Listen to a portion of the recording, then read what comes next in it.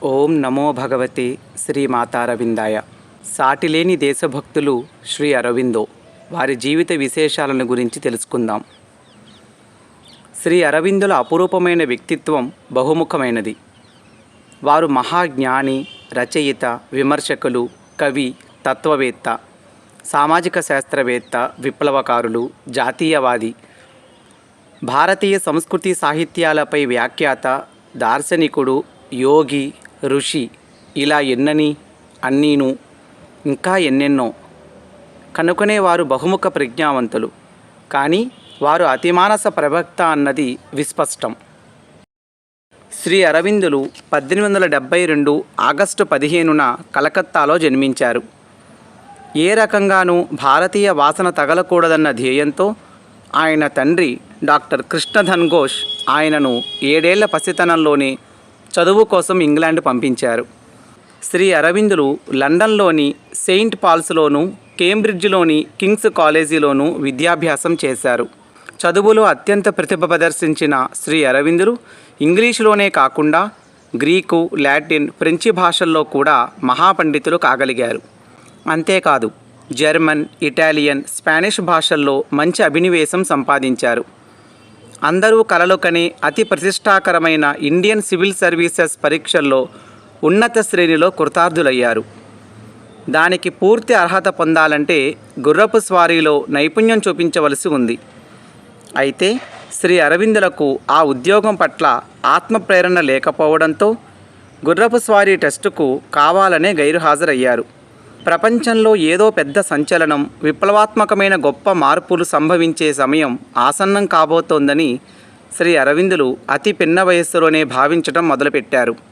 అందులో ఆయన ప్రముఖ పాత్ర వహించాలన్నది దైవ సంకల్పం. ఆయన దృష్టి భారతదేశం వైపు మళ్ళింది. దానితో ఆయన లండన్లోని లోటస్ అండ్ డాగర్, కమలము మరియు కత్తి అనే ఒక రహస్య సంఘంలో చేరారు.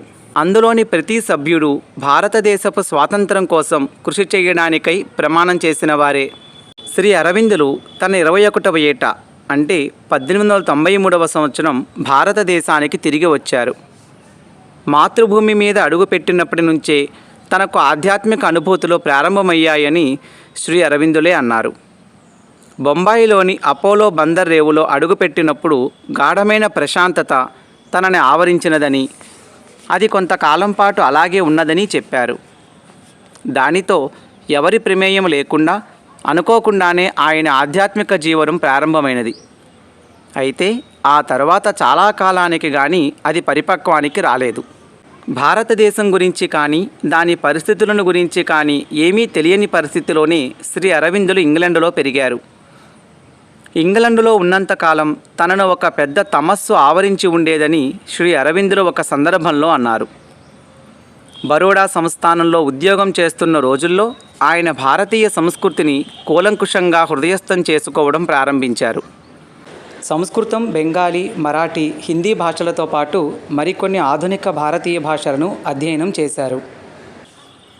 భారతీయ నాగరికత విశిష్టతను సమగ్రంగా ఆకలించుకున్నారు. బరోడా సంస్థానంలో విద్యారంగం, పరిపాలనా రంగాలలో శ్రీ అరవిందులు 13 సంవత్సరాల పాటు సేవలందించినారు. శ్రీ అరవిందుల స్వీయ పరిజ్ఞానం, సాహిత్యమయమైన కృషి సమయంగా ఆ కాలాన్ని పేర్కొనవచ్చు. ఈ కాలంలోనే ఆయన భవిష్య కృషికి పునాదులు పడ్డాయి. అయితే ఈ సమయపు ఆఖరి సంవత్సరాలలో మాత్రం ఎక్కువ కాలం రాజకీయ కార్యకలాపాల్లో పరోక్షంగా నిమగ్నమయ్యారు. 1901 ఏప్రిల్ 30న శ్రీ అరబిందో మృణాలిని బోసును కలకత్తాలో వివాహమాడారు. మృణాలిని బోస్ భూపాల్ చంద్రబోస్ గారి పెద్ద కుమార్తె. తరువాత మృణాలిని బోస్ ఆయన సోదరి సరోజినితో కలిసి నైనిటాల్ వెళ్ళారు. శ్రీ అరవిందుల రాజకీయ జీవితం 1906లో ప్రారంభమై కేవలం 3 సంవత్సరాల 6 నెలల కాలం అంటే ఫిబ్రవరి 1910 వరకు కొనసాగింది. ఈ స్వల్పకాలంలో ఆయన భారతదేశంలో జరుగుతున్న రాజకీయోద్యమ స్వభావాన్ని పూర్తిగా మార్చివేయడమే కాక సంపూర్ణ జాతీయ స్వాతంత్రం వైపుగా ఆ ఉద్యమాన్ని మళ్లించారు. 1902లో అహ్మదాబాదులోను, 1904లో బొంబాయిలోను, 1905 వారణాసిలోను, 1908లో సూరత్లోనూ జరిగిన కాంగ్రెస్ మహాసభలకు ఆయన హాజరైనారు. బాలగంగాధర్ తిలక్, బిపిన్ చంద్రపాల్, దాదాభాయ్ నౌరోజీ వంటి వారితో ఆయన చాలా సన్నిహితంగా కలిసి పనిచేశారు. 1908 సూరత్ సభలో ఆయన అధ్యక్ష పదవిలో ఉన్నారు. 1905 అక్టోబర్ 16వ తేదీన బెంగాల్ విభజన జరిగింది. భారతదేశం నలుమూలలా ఆగ్రహావేశాలు పెళ్లివిక్కాయి. అప్పుడు శ్రీ అరవిందులు వ్రాసిన వ్యాసమే ద అవర్ ఆఫ్ గాడ్. చాలామంది చరిత్రకారులు ఈ సమయంలో శ్రీ అరవిందులు చేసిన కృషికి సముచితమైన గుర్తింపుని ఇవ్వలేదు. ఆయనకు పేరు ప్రఖ్యాతుల మీద మమత లేదు. తెర వెనుకనే పనిచేయటం, జరగవలసినదేదో అది జరిగేటట్లు చేయటమే ఆయన అవలంబించిన పద్ధతి. దీనివల్ల ఆయన రాజకీయ కార్యకలాపాలు దేశానికి అవగాహన కాలేదు. వివేకానందుని శిష్యురాలైన సోదర నివేదిత శ్రీ అరవిందులు అసాధారణ వ్యక్తి అని, దివ్యమానవుడని గుర్తించింది. ఆర్.సి. మజుందార్ అనే ప్రఖ్యాత చరిత్రకారుడు శ్రీ అరవిందుల గురించి ఇలా వ్రాశాడు: తిలక్ రాజకీయాలను ప్రజల దగ్గరకు తీసుకువెళ్ళి వాటికి ఇంతవరకు లేని శక్తిని, జీవాన్ని ఇచ్చాడు. శ్రీ అరవిందులు రాజకీయాలను ఆధ్యాత్మికం చేసి జాతీయవాదాన్ని మన సిద్ధాంతంగా అమర్చి దానికి తాను పీఠాధిపతి అయ్యాడు. బంకించంద్రుడు, వివేకానందుల సిద్ధాంత బోధనలను ఆయన పునరుజ్జీవింపచేశాడు. 1906లో బెంగాలీ జాతీయ కళాశాల స్థాపన జరిగింది. 34 ఏళ్ల పిన్న వయస్సులోనే శ్రీ అరవిందులు ఆ కాలేజీకి తొలి ప్రిన్సిపాల్ అయ్యారు. బరోడా సంస్థానంలో మంచి ఆదాయం వచ్చే ప్రతిష్టాకరమైన ఉద్యోగాన్ని వదిలి ఈ ప్రిన్సిపాల్ పదవిని చేపట్టారు. అయితే అట్టే కాలం కొనసాగకుండానే ఆ పదవికి రాజీనామా చేసి భారత స్వాతంత్ర సమరంలో ప్రత్యక్షంగా పాల్గొనడం ప్రారంభించారు. Nationalist party నాయకులయ్యారు. వందేమాతరం దినపత్రికలో శ్రీ అరవిందుల సంపాదకీయాలు ఆయనను ఒక్కసారిగా అఖిల భారత స్థాయి నాయకునిగా చేశాయి. వందేమాతరం పత్రిక ద్వారా ఆయన విప్లవ శంఖారావం కన్యాకుమారి నుండి కాశ్మీరం వరకు భారతదేశమంతటా మారుమ్రోగింది. అంతకుముందు ఇందుప్రకాష్ పత్రికలో ఆయన వ్రాసిన వ్యాసాలు అగ్నిజ్వాలల వంటివి, ఎంతో ప్రేరణాదాయకంగా ఉండేవి. కాంగ్రెస్ పార్టీ సిద్ధాంతాలు ప్రయోజనం లేని అమితమైన మితవాదులని భావించిన శ్రీ అరవిందులు 4 ఏళ్లు కాకుండానే వాటిని విప్లవాత్మకం చేశారు. సంపూర్ణ స్వరాజ్యమే మన గమ్యం అనే నినాదంతో నాటి ప్రజానీకంలో జాతీయ చైతన్యం కలిగించారు. ఆ విధంగా శ్రీ అరవిందులు 1908 సూరత్ కాంగ్రెస్ మహాసభలలో దేశానికి ఒక కార్యక్రమాన్ని, స్వాతంత్ర ఉద్యమానికి ఓ కొత్త మార్గాన్ని ప్రసాదించారు. అప్పటి భారత వైస్రాయ్ లార్డ్ మింటో ఒకసారి శ్రీ అరవిందులను గురించి వ్యాఖ్యానిస్తూ, ప్రస్తుతం మన గణనలోకి తీసుకొనవలసిన అతి ప్రమాదకరమైన వ్యక్తి అతడు అని అన్నారు. దేశబంధు చిత్తరంజన్ దాస్ శ్రీ అరవిందులను దేశభక్తి పూరితుడైన కవి, జాతీయవాదానికి ప్రవక్త, మానవజాతి ప్రేమికుడు అని ప్రస్తుతించారు. 1908 జనవరిలో బరోడాలో మహారాష్ట్రకి చెందిన ఒక యోగి విష్ణు భాస్కర్ లెలే పర్యవేక్షణలో కొంతకాలం పూర్తి ధ్యానంలో గడిపారు. అప్పుడే ఆయనలో ఆలోచనలు ఆగి ఒక నిశ్శబ్దత ఆయన మానసిక ఆవరణలో స్థిరపడినట్లు తెలుసుకున్నారు. అప్పటి నుండి తాను ఒక అతీత శక్తికి ఉపకరణంగా నడుచుకుంటున్నట్లు భావించారు. ఆయన చదువుతున్నా, సంభాషిస్తున్నా, వ్యాసాలు వ్రాస్తున్నా, ఉపన్యసిస్తున్నా తనంతట తానుగా ఏదో ఒక శక్తి ఆయన జీవిత చక్రాన్ని నడుపుతున్నట్లు అనిపించేది. 1908, 1909 సంవత్సరాల్లో అరవిందులను బ్రిటిష్ ప్రభుత్వం కుట్రపూరితంగా అలీపూర్ జైల్లో పెట్టింది. అలీపూర్ కారాగారంలో ఉన్నప్పుడు శ్రీ అరవిందులకు స్వామి వివేకానంద వాణి వినిపించడమే కాక శ్రీకృష్ణుని సాక్షాత్కారం కలిగింది. వివేకవాణితో ఇప్పటి వరకు విశ్వమానవాళికి సంబంధించి జరిగిన పరిణామం, ఆధ్యాత్మిక పురోభివృద్ధి స్పష్టంగా తెలియటమే కాక మున్ముందు జరగవలసిన కార్యక్రమం సుస్పష్టమైంది. 1909వ సంవత్సరంలో కేసులో బలం లేకపోవడంతో శ్రీ అరవిందులను విడుదల చేశారు. ఈ కాలంలో సర్వం కృష్ణమయంగా అనుభూతి చెందిన శ్రీ అరవిందులను విచారించి విడుదల చేసిన జడ్జి బీచ్ క్రాఫ్ట్ లండన్లో ఆయన సహాధ్యాయి కావడం విశేషం. శ్రీ అరవిందుల ప్రప్రథమంగా ఏప్రిల్ 4, 1910వ సంవత్సరంలో అంతర్వాణి ఆదేశం మేరకు పాండిచ్చేరి చేరినారు. ఆంగ్లేయుల పాలనలో లేని భారత భూభాగం పాండిచ్చేరి. వారితో వారి సహవాసులు పలువురు అరుదించారు. పాండిచ్చేరికి వారు రావడం యాదృచ్ఛికం కాదేమో అని అనిపిస్తుంది. పూర్వం దీనిని వేదపురి అనేవారట. ఇది అగస్త్య మహాముని తపోభూమి అని పరిశోధకుల నిర్ణయం. ఈ రకంగా చూస్తే శ్రీ అరవిందులు పాండిచ్చేరి రావడం దైవ నిర్ణయం. భారతదేశానికి స్వాతంత్రం వచ్చి తీరుతుందని, దానిని ఏ శక్తి ఆపలేదని శ్రీ అరవిందులకు తెలుసు. కాబట్టి ఆయన చేయవలసిందల్లా అంతరంగాన్ని జాగృతం చేసి మనోభావనల్లో మార్పు తీసుకువచ్చే కృషిని భారతదేశంలోనూ ప్రపంచవ్యాప్తంగానూ చేపట్టడమే. అలా కాకపోతే శాశ్వత ప్రగతి సాధ్యం కాదని, అణగారుతున్న విశ్వమానవ సమాజానికి సవాలుగా తయారైన సమస్యలకు పరిష్కారం లేదని శ్రీ అరవిందులు భావించారు. మహత్తర కార్యసాధన కొరకు తనను ఈ లోకానికి భగవంతుడు పంపాడని ఆయన విశ్వసించారు. శ్రీ అరవిందులు 4 ఏళ్ల తరువాత 1914లో శ్రీమాత మరియు పాల్ రిచర్డ్స్తో కలిసి ఆర్య అనే మాసపత్రికను ప్రారంభించారు. తన మానస పుత్రిక అయిన ఈ మాసపత్రిక ద్వారా వారు మానవజాతికి నూతన సందేశాన్ని అందించారు. మానవుని దివ్యగమ్యం, ద లైఫ్ డివైన్, యోగ సమన్వయం, ద సింథసిస్ ఆఫ్ యోగా, దివ్య భవిష్యత్తు వైపు మానవజాతి పురోగతి, ద హ్యూమన్ సైకిల్, మానవజాతిలో ఏకత్వ భావన, హ్యూమన్ యూనిటీ, భారతీయ ఆధ్యాత్మిక నాగరికతల విశిష్టత అంతరార్థం, the foundations of Indian culture on వేద, ద ఉపనిషత్స్, ఎస్సేస్ ఆన్ గీత, కవిత్వ లక్షణము, పరిణామము, ద ఫ్యూచర్ పొయిట్రీ వంటివి ఆర్యాపత్రికలో ధారావాహికంగా ప్రచురితమయ్యాయి. శ్రీ అరవిందుల రచనల్లో సావిత్రి అనే కావ్యం తలమానికమైనది.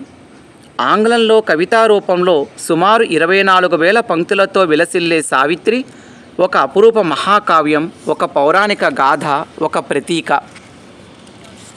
ఆధ్యాత్మిక రంగంలో శ్రీ అరవిందులకు చేదోడు వాదోడుగా నిలిచిన శ్రీమాత 1920లో రెండోసారి శ్రీ అరవిందుల సన్నిధికి చేరుకున్నారు.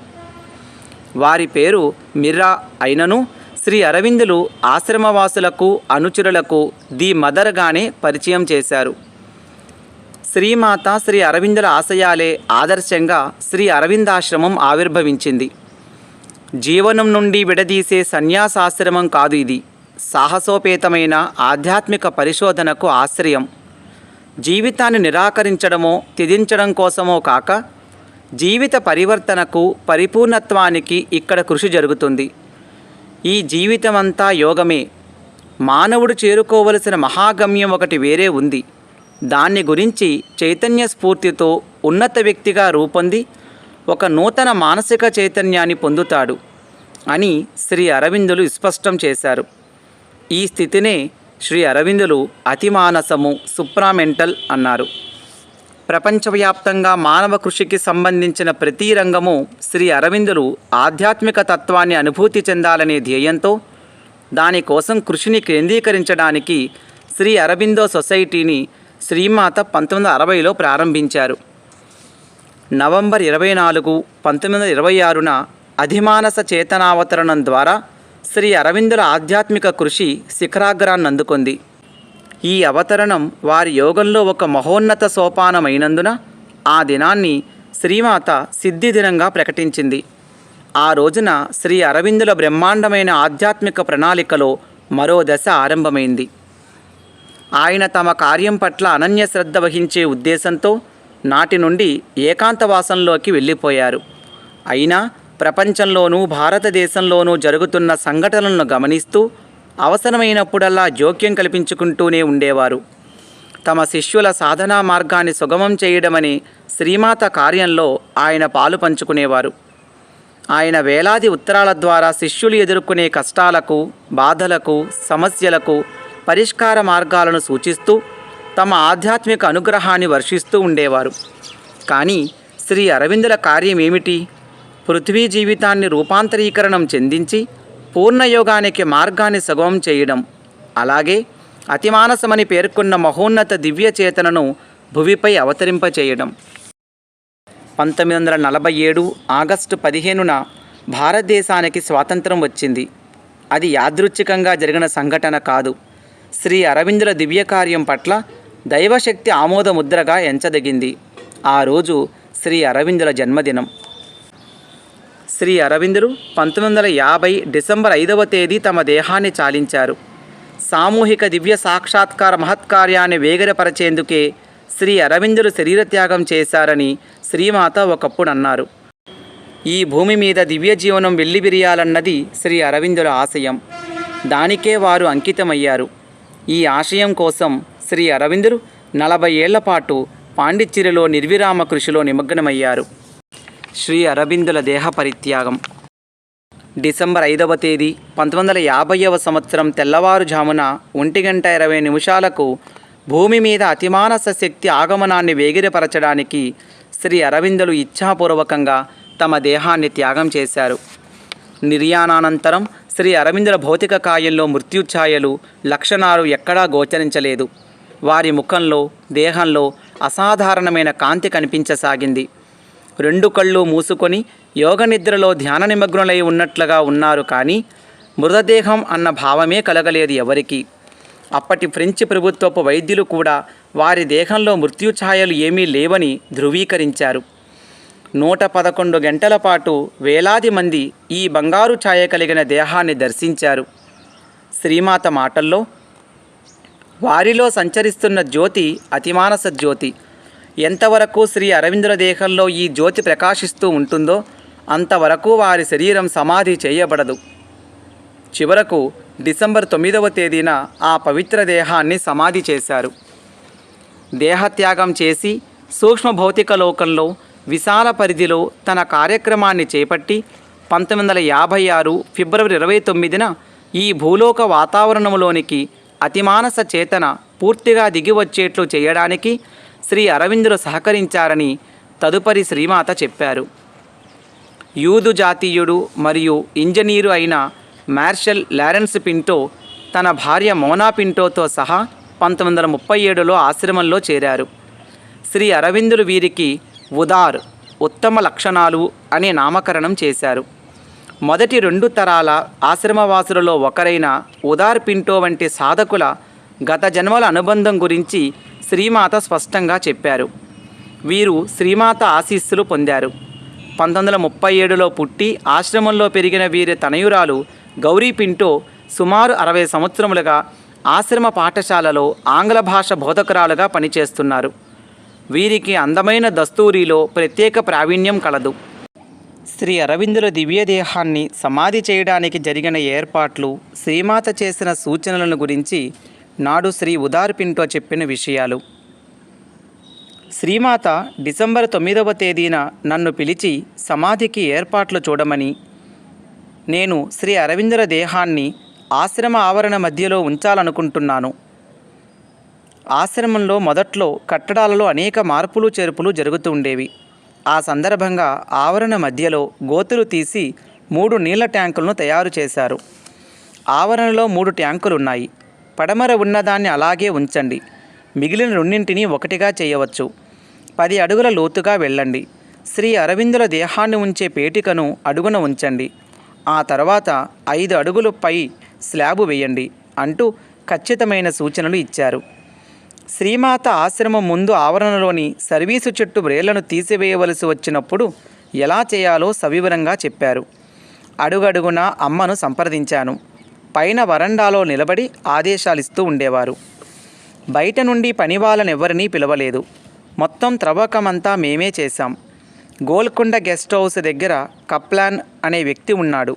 అతను వచ్చి 3 మనుషుల పని చేశాడు. ఒక భోషానంలాగా కాంక్రీటు గోడలు, కాంక్రీటు స్లాబుతో నేల, కాంక్రీటు పైకప్పుతో పటిష్టమైన గదిలాగా తయారు చేద్దామని అమ్మ ముందు ప్రతిపాదన పెట్టాను. అమ్మ సరే అని క్రింద 1 పైన 1 2 గదులు తయారు చేయమని చెప్పారు. అది విన్న నాకు మతిపోయినంత పనై 2 గదులు ఎందుకు అని అభ్యంతరం చెప్పాను. మొదట కాసేపు అమ్మ ఏమీ మాట్లాడలేదు. తరువాత నేను ఆజ్ఞాపిస్తున్నాను కనుక అన్నారు. అమ్మ అలా అన్న తరువాత ఇంకా నాకు మాట్లాడడానికి ఏముంది? నేను 2 గదులు తయారు చేయవలసిందే. ఆ తర్వాత అమ్మ అవి కోరుకున్నట్లే జరగబోతున్నదని విరోధ శక్తులు అనుకున్నట్లు చేయడానికి ఇదో మంచు ఎత్తుగడ అన్నారు. అంటే అమ్మ మరణించటం తథ్యమని ప్రతీప శక్తులు నమ్మేటట్లు చేయగలిగితే అవి తన పైన దాడి చేయకుండా తన దారిలో ఎక్కువ అడ్డంకులు పెట్టకుండా ఉంటాయని అమ్మ ఉద్దేశ్యమని నేను అర్థం చేసుకున్నాను. ఆ తరువాత వారి దేహాన్ని ఉంచేందుకు పేటికను ఎలా తయారు చేయాలో సూచనలు చేశారు.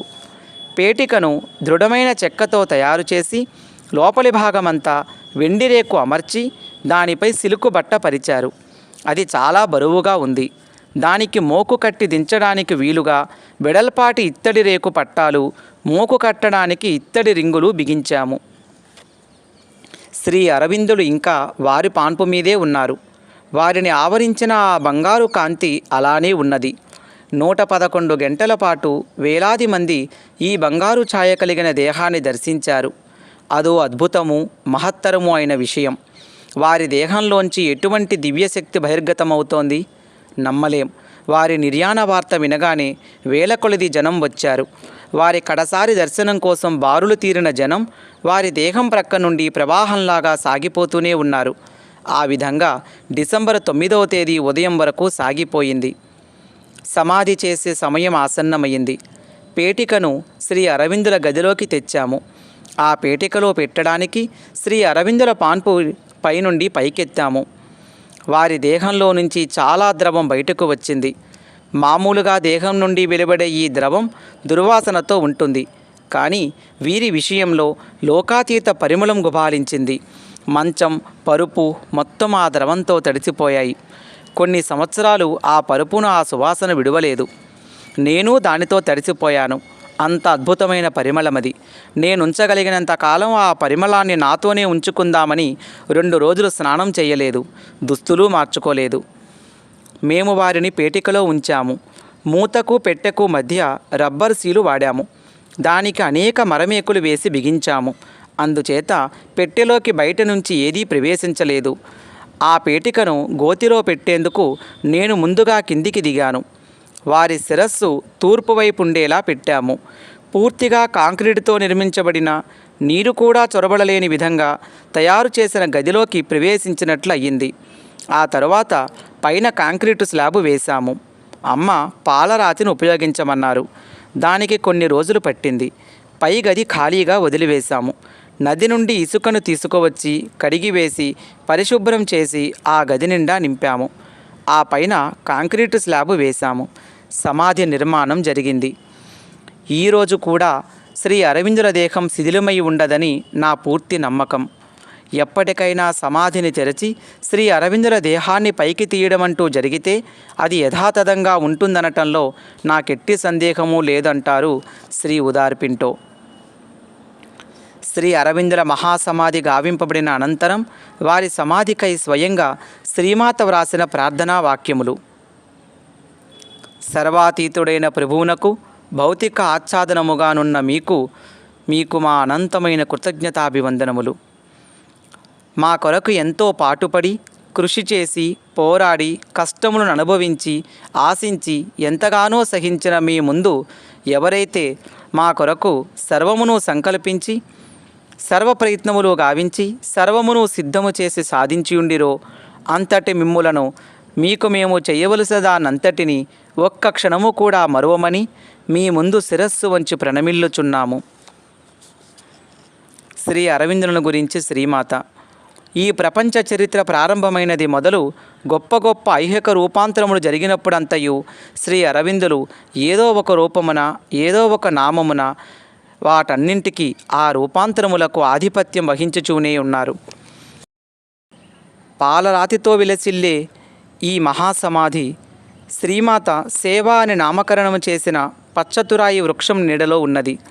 1930కి పూర్వం ఈ స్థలంలో ఉన్న ఎండిపోయిన మామిడి చెట్టు స్థానే జనవరి 4, 1930 సంవత్సరంలో శ్రీమాత ఒక పచ్చతురాయి మొక్కను నాటించారు. నాటి నుండి 90 సంవత్సరాలుగా విరాజిల్లుతున్న ఈ తరువు అనేక దివ్యాంకాలకు ప్రత్యక్ష సాక్షి.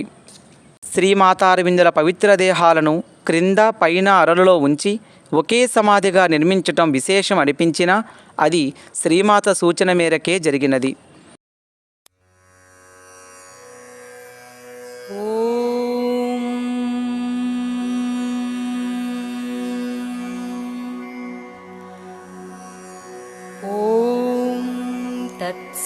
तत्सवितुर्वरं रूपं ज्योतिः परस्य धीमहि यन्नः स सत्येन दीपयेत् सत्येन दीपयेत्। కవల అవతారాలుగా ఈ భూమి మీదకు వచ్చిన ఈ పూర్ణయోగులు అతిమానస ప్రవక్తలు తమ సమాధి నుండి దివ్యాశీస్సులను ప్రసరింపచేయుచున్నారు. ఈ సమాధి దర్శనంతో మన ఆలోచనలన్నీ లయమై మనలో ప్రశాంత భావాలు విస్తృతమవుతాయి. ఆశ్రమానికి సందర్శకులుగా వచ్చిన వారికి, మొట్టమొదటిసారిగా వచ్చిన వారికి, అనేక సంవత్సరాలుగా దర్శించుకుంటున్న వారికి అలౌకిక అనుభవాలు కలగడం ఈ ఆధ్యాత్మిక వాతావరణంలో సర్వసామాన్యం. ఆధ్యాత్మిక స్పర్శకై పుదుచ్చేరిలోని శ్రీ అరవింద్ ఆశ్రమాన్ని సందర్శించండి. ఓం నమో భగవతే శ్రీ మాతారవిందాయ నమః.